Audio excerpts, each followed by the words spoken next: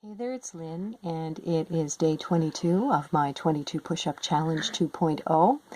Hey everybody, hope you're having a great evening. I wanted to say how much I've really enjoyed both my first 22 push-up challenge and this second 22 push-up challenge.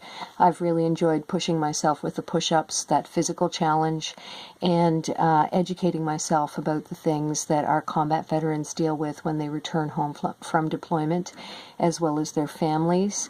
And so it has been a great learning experience, and one that I do plan on continuing, even though this challenge is finished. I think this is a very important and worthy conversation we should be having and continue to have.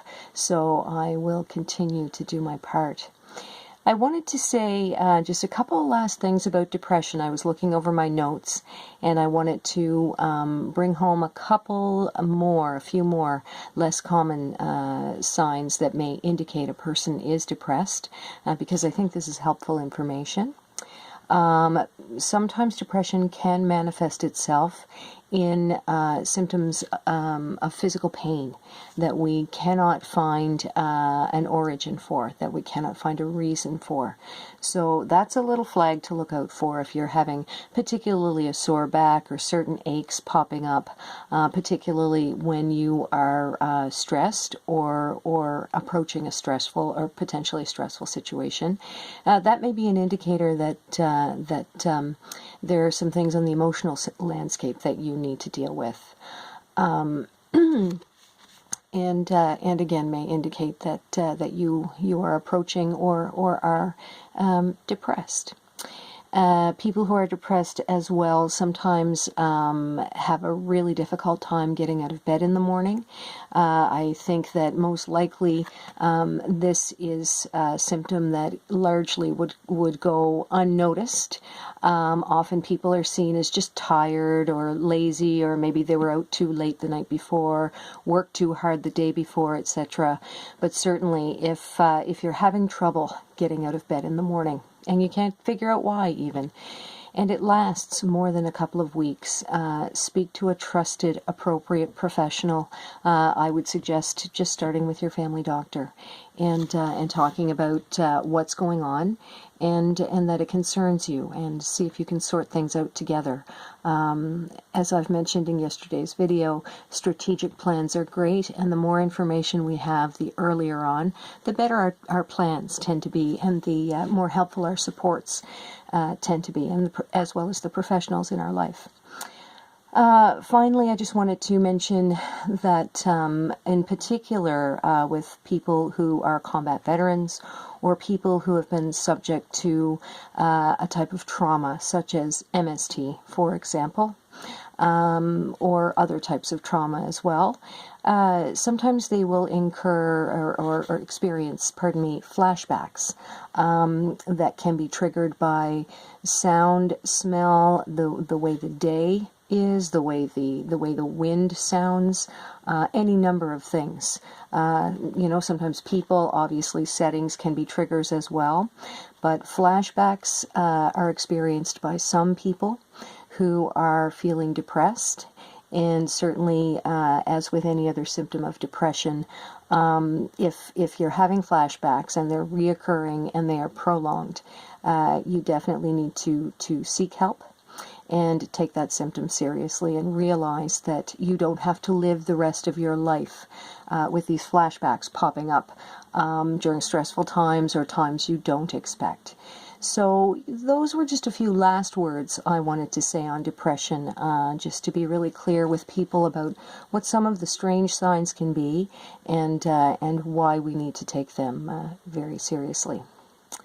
In terms of this whole challenge, I think that it's been way more focused than I had even imagined, and I had planned on having a focused set of videos.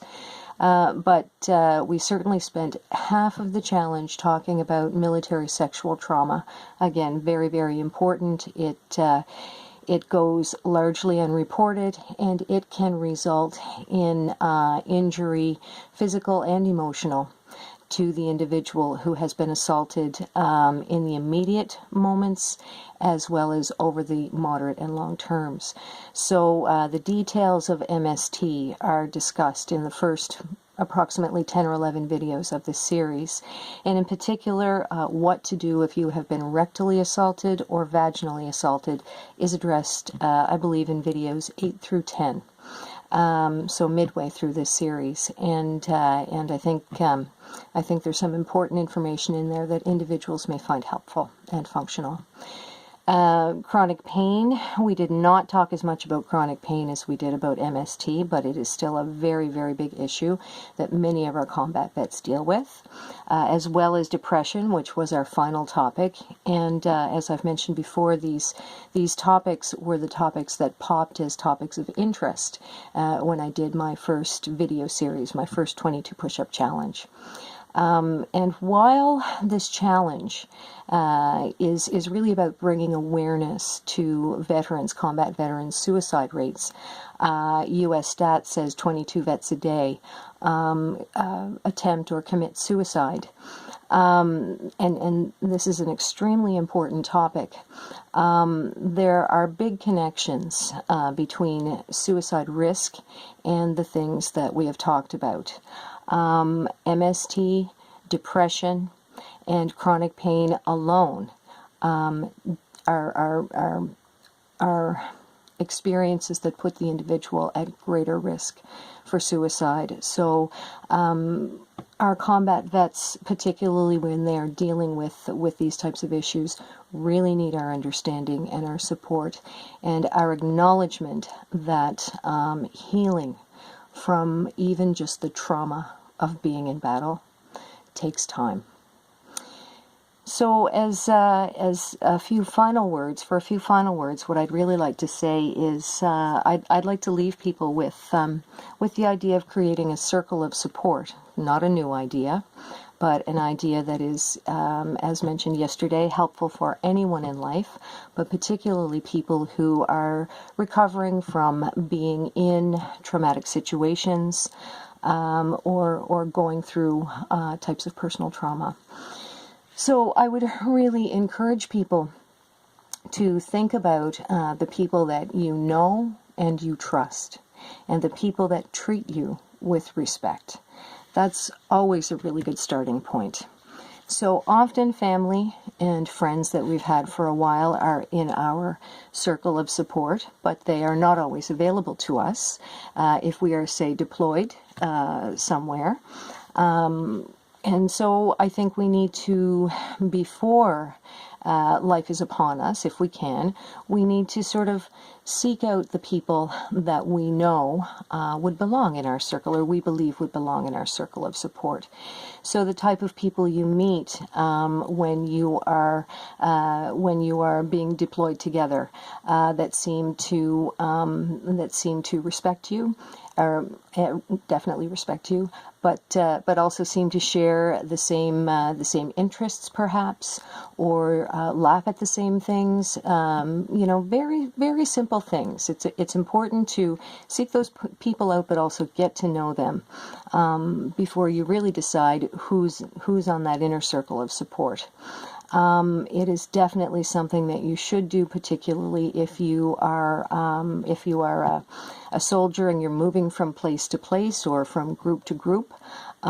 Seek out people whom you think you would like to get to know, that perhaps in other situations you may try to get to know. If you were in school with them, if you were in the community with them. So try to be positive and interested and aware, and build up that support around you.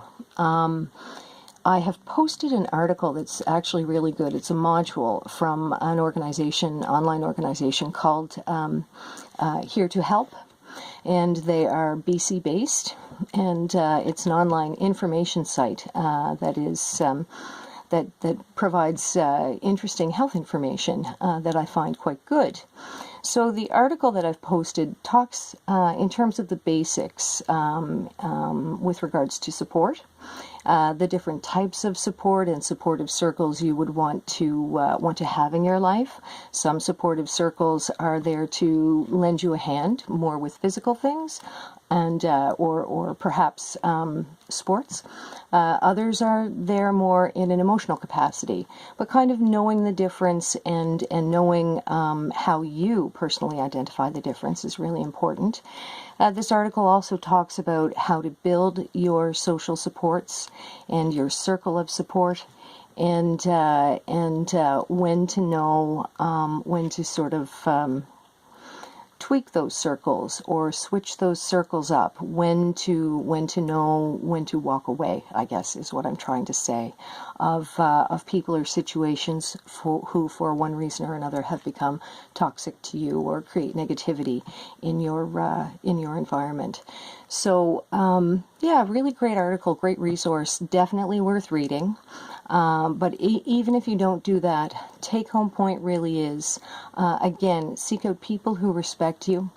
Try to approach life positively and honestly, and try to be very aware of who is around you, and who, if the chips were down, you believe you could count on. Always good to sort of scope those people out and do our best to get to know them when they are not within the circles we already know and we've already sorted out, like our family, our childhood friends, our school friends.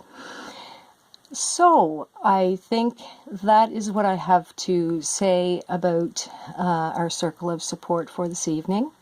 I myself, in continuing to educate myself, am going to do a little bit more research and reading. If I find interesting resources, I will post them on my Facebook. I may make other videos if I find things that are particularly pertinent and helpful. But as I said at the beginning of this video, even though the challenge is now over, the conversation for me is not over. And so I am going to keep up my end of it, and hopefully we'll be back with some more information at some point down the line. So for my 22 push-up challenge 2.0, here are my final set of 22 push-ups. Here we go. Okay.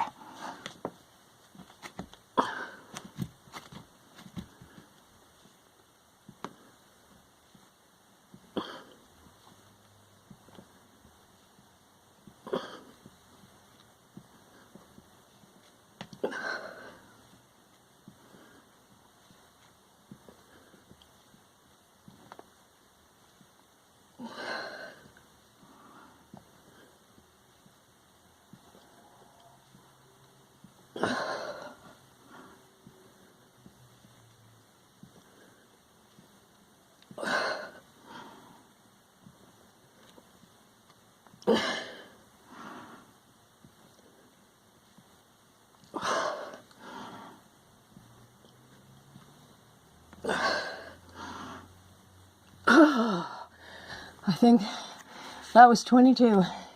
Even though it's my last night, I am going to count them. Thank you, everyone, for all the support, watching the videos, sharing the information, and being part of such an important conversation. I've really enjoyed my push-up challenges.